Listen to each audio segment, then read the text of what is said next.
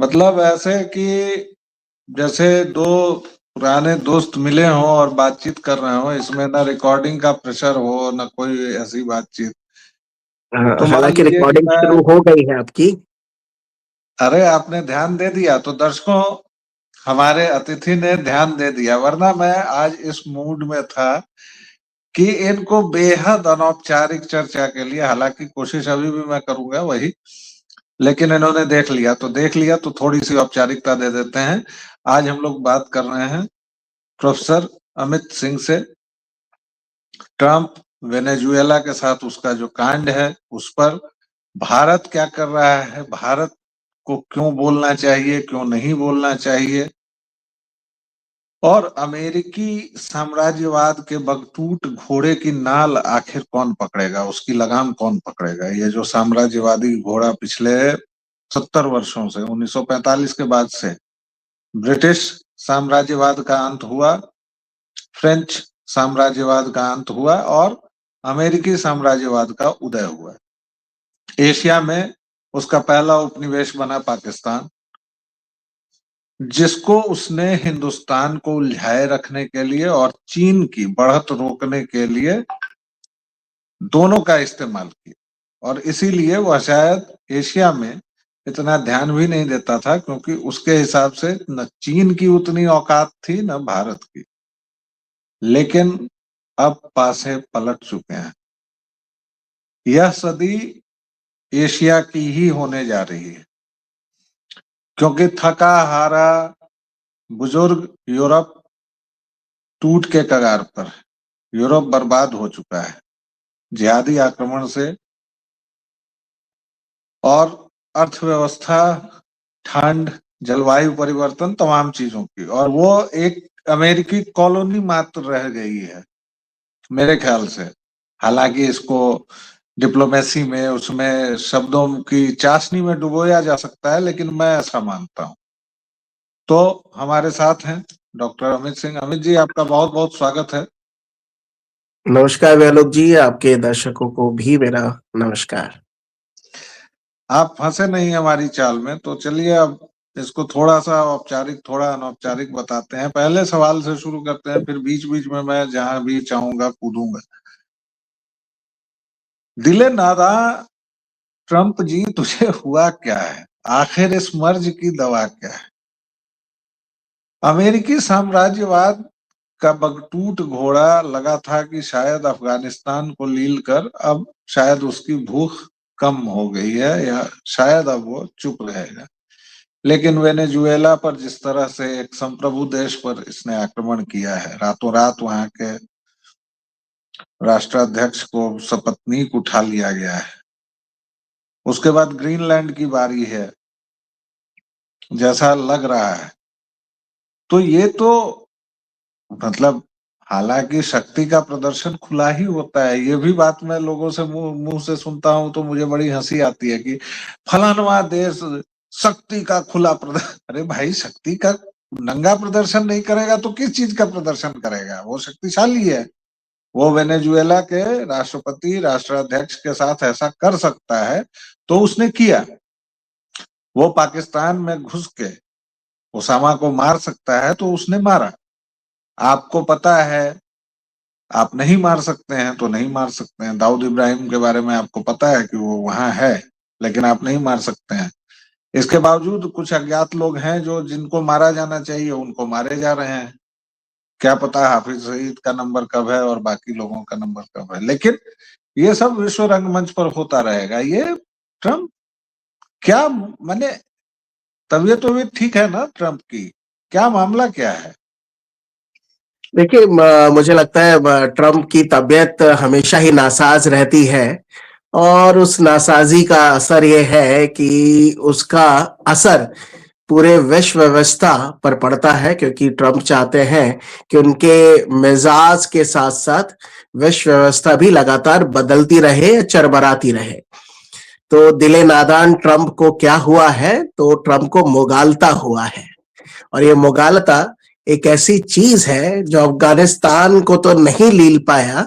तालिबानी फट से 20 साल के ऑक्यूपेशन को तालिबानियों ने 20 दिन में ध्वस्त कर दिया।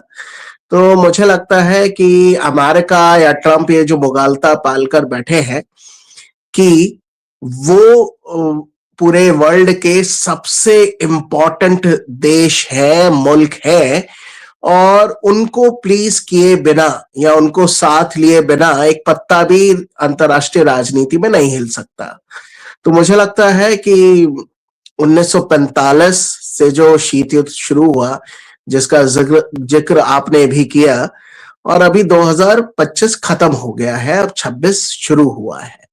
तो ट्रंप को भी ये सोचना चाहिए कि समय, परिस्थितियां सब लगातार बदल चुकी है और अब विश्व व्यवस्था उस प्रकार की नहीं है जैसा हमेशा अमेरिका या पूंजीपति देश सोचा करते थे। तो शायद कुछ कुछ मिस कैलकुलेशन ट्रंप अभी कर रहे हैं, और हो सकता है उनको अभी क्षणिक फायदा या अपर हैंड नजर आए अमेरिका की राजनीति में, लेकिन इसके दूरगामी परिणाम ऐसे होंगे जो अमेरिका की खुद की राजनीति को ही ले जाएगा। या वो ग्रीनलैंड पे भी कब्जा करने की बात कर रहे हैं। वेनेजुएला ने तो साफ कर ही दिया है कि अमेरिका सीधे तौर पर वेनेजुएला में जो तेल और गैस के भंडार है उस पर कब्जा कर लेना चाहता है। या यह ये एक प्रकार का नया नव उपनिवेशवाद है जो अमेरिका अब लैटिन अमेरिका में अपनी विस्तारवादी नीतियां चलाएगा। तो कुछ उस तरह से ही नजर आता है कि उन्होंने सीधा राष्ट्रपति को उठा लिया और अब बोल रहे हैं कि वो हमारे जेल में रहेंगे और अमेरिका के कानून के तहत उनके ऊपर हम मुकदमा चलाएंगे और उनको सजा भी देंगे। तो मुझे लगता है कि सुबह जब ट्रंप उठते हैं तो वो सोचते हैं कि मुझे नोबेल पुरस्कार मिल गया है, दोपहर में वो सोचते हैं कि कोई मेरी सुन ही नहीं रहा, और रात के अंधेरे में पूरे विश्व को ये जताते हुए कि भाई मेरी नहीं सुनोगे तो मैं आपके घर में घुस के राष्ट्रपति को भी उठा लूंगा, कि हमारी औकात जरूरत से ज्यादा है, संप्रभुता हमारे लिए कोई मायने नहीं रखती। तो एक तरफ वो शांति पुरस्कार मांगते हैं, दूसरी तरफ राष्ट्रपति को उठा लेते हैं। तो इस तरह की राजनीति मुझे तो बहुत ही अजीबो गरीब तरीके से नजर आती है, और इसमें अजीब बहुत है और गरीब अमेरिका ही होगा।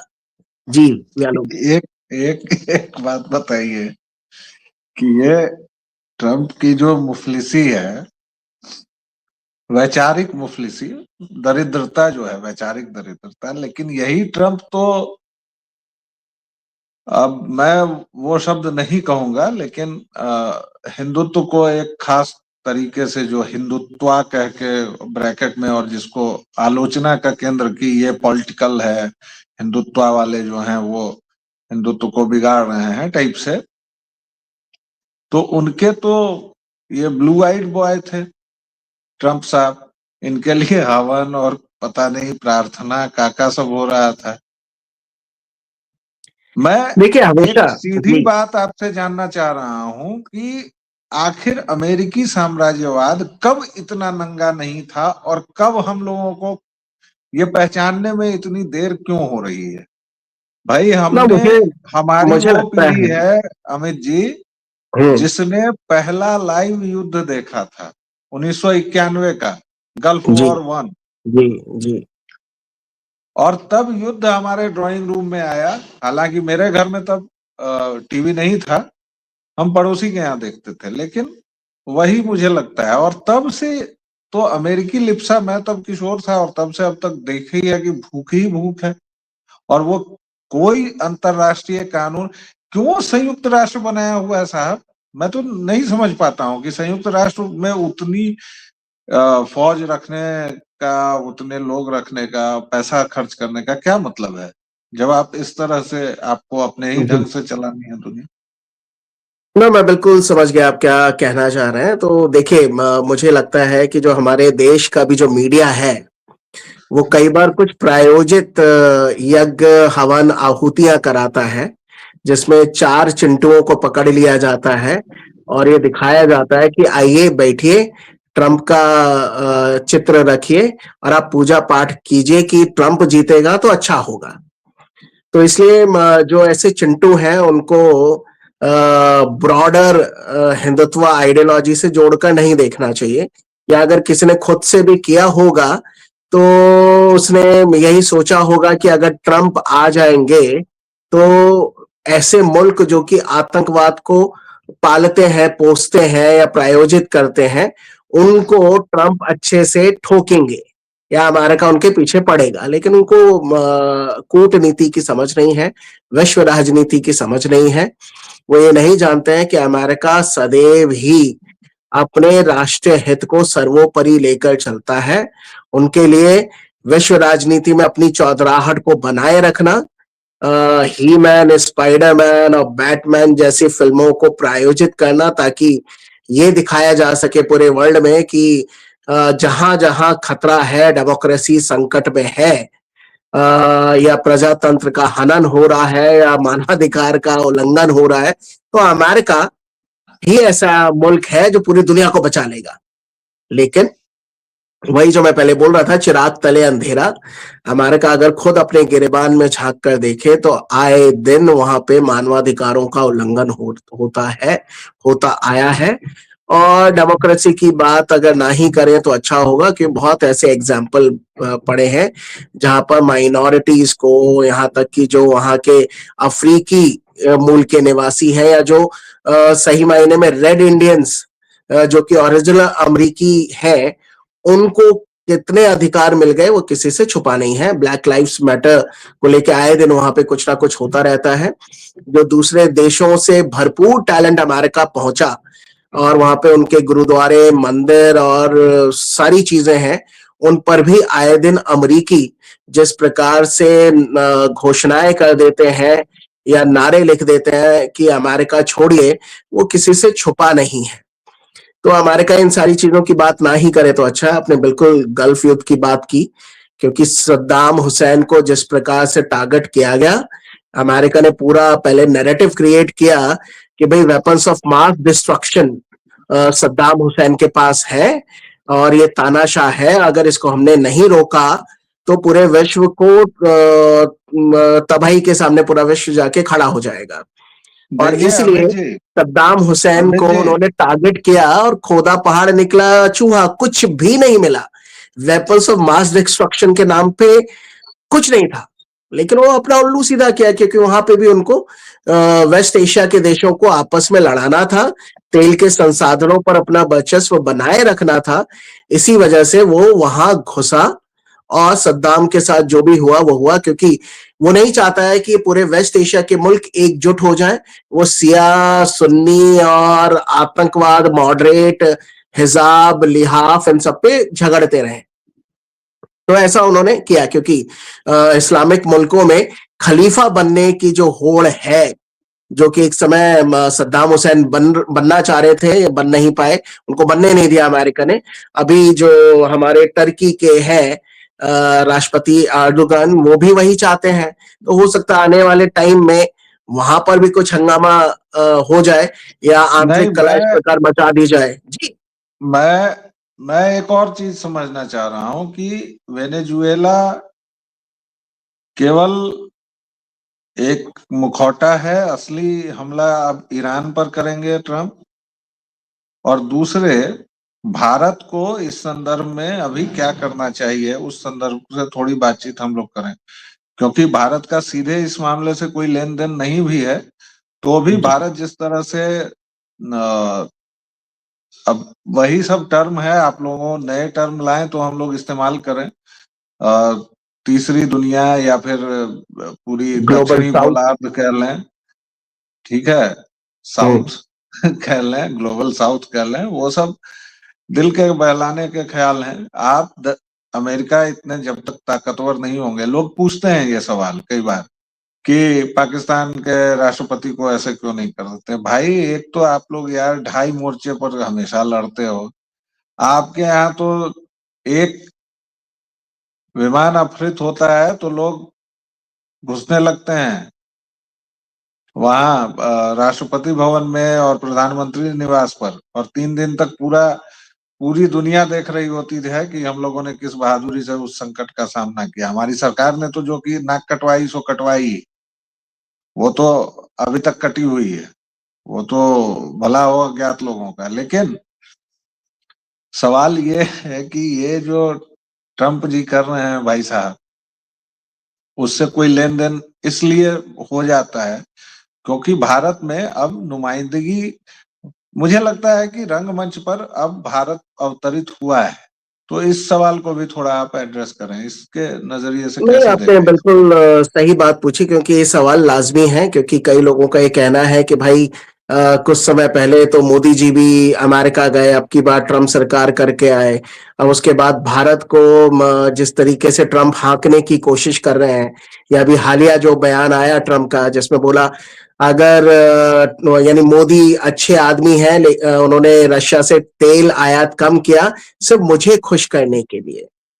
तो मुझे तो ये लगता है कि आदमी इतने मुगालते में रहता है, अब क्या ही बोला जाए। लेकिन फिर भी ये उनका एरोगेंस है, अमेरिका का एरोगेंस है। वो ये चाहते हैं कि अगर आप मुझे खुश नहीं रखोगे, मैं ही विश्व का राजा हूं और सारे मुल्क हमारी कनीजें हैं, जब हमारा मन करेगा दिल बहलाने के लिए हम किसी को उठवा भी लेंगे, बंद भी करवा देंगे, और जैसा हम बोलेंगे वही ढाई चाल डेढ़ चाल या उसी तरह का नाच ये सारे देश नाचेंगे। तो ऐसी मानसिकता अमेरिका की है, या ये बोला जाए कि ट्रंप की है तो ज्यादा सटीक होगा, क्योंकि ट्रंप उस जमाने में पले बड़े हैं जब अमेरिका उस प्रकार की दादागिरी दिखाता था, और अब वो सत्ता में आए हैं तो वो चाहते हैं कि वही चौधराहट लगातार चलती रहे। लेकिन मैंने पहले ही बोला, विश्व बदल चुका है।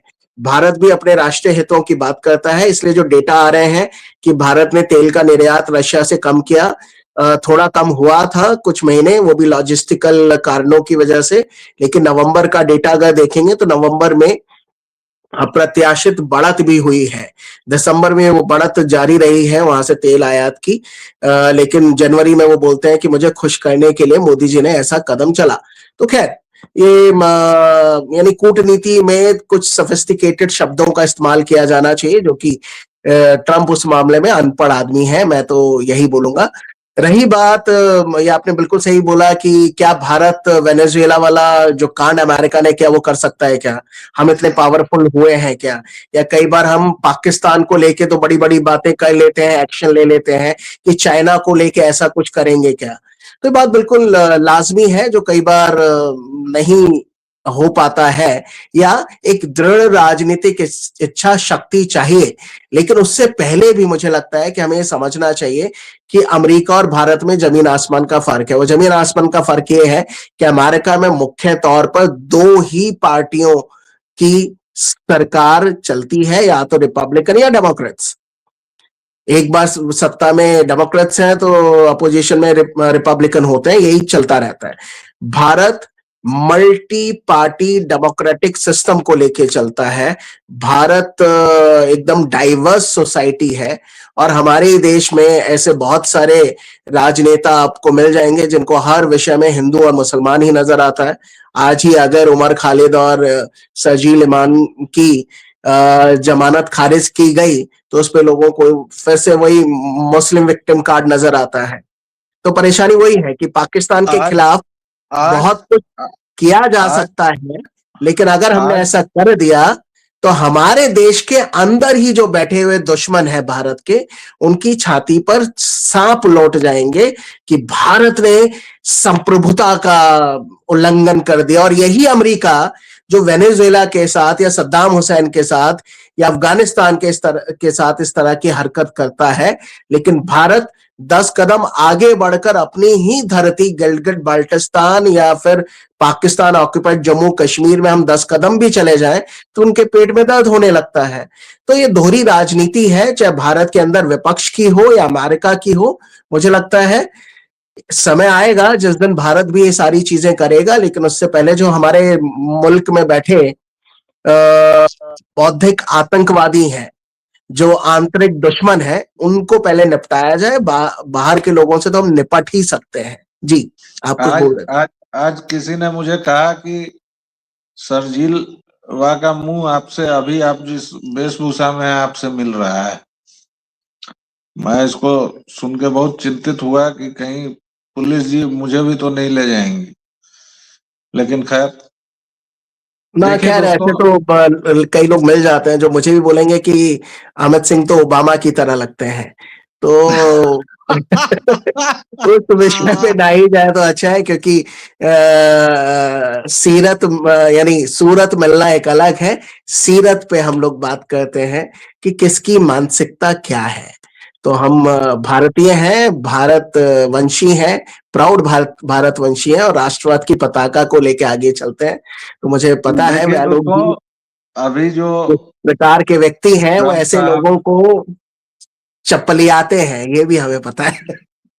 ट्रम्प साहब जो हैं, वो अभी उस विक्षिप्त प्रेमिका की तरह व्यवहार कर रहे हैं जिसका प्रेमी भाग गया हो, या फिर प्रेमी ने बड़े बड़े वादे किए हो और अब शादी नहीं कर रहा हो। लेकिन प्रेमी मुझे एक नहीं नहीं है, पता। प्रेमी हजार है भाईजान, ये अब आपको जो पता भी है, होना नहीं नहीं, चाहिए। मैं भारत के संदर्भ में ही केवल बात कर रहा हूँ। मुझे नहीं पता, जी। मुझे बिल्कुल नहीं पता कि मोदी जी वहां जाके बुढ़ऊ क्या क्या वायदे कराए हैं ट्रम्प जी वहां से। ना लेकिन अब सचमुच देखिए, यानी कभी वो यूक्रेन के साथ खड़े हो जाते हैं, फिर रशिया, जब पुतिन उनसे मिलके आते हैं तो अब लगातार जो ट्रम्प है वो यूक्रेन को ही गलत साबित कर रहे हैं, उन्हीं को बोल रहे हैं कि भाई मान जाइए नहीं तो आपको हम भी ना बचा पाएंगे।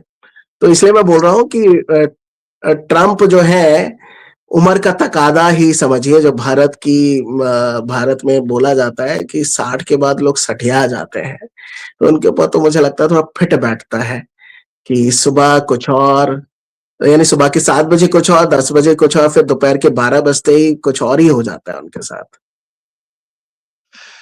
तो चलिए साहबान, मेहरबान, कदरदान, फिलहाल इतना ही। क्योंकि भारत और वेनेजुएला की स्थिति एक नहीं है, बात समझ लीजिए। जो भी दर्शक श्रोता इस बात को लेकर चिंतित हैं कि अरे अमेरिका कहियो हमरो सबके मार देते, तो जब 1971 में न मार सकले तो अब वही विजयवर्गीय वाला शब्द है ना, ना। अब क्या मारेगा कोई, वही विजयवर्गीय वाला शब्द। जी। तो